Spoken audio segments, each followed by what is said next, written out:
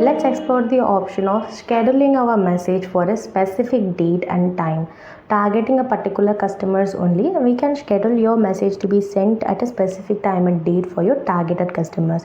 In this compose message section, you can provide a suitable name and then select your template. So here you can send a message by scheduling the message in a dynamic way. So I'm giving the campaign name.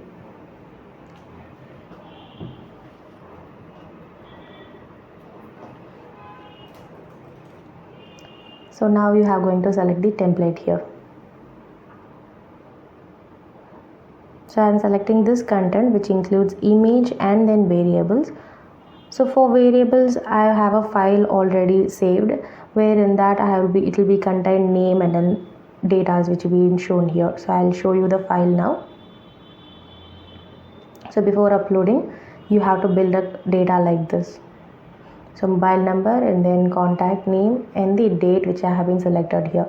So this date will be uploaded for sending dynamic. So in this panel I have selected the variables also, and it will be working only with the CSV file here.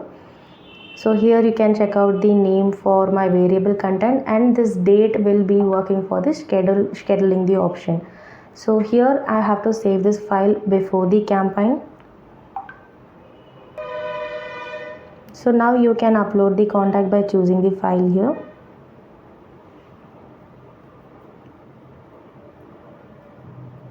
And then mobile number with the country code has to be changed to mobile number, and file has to be selected because it has the image content. So now I'm selecting a required image.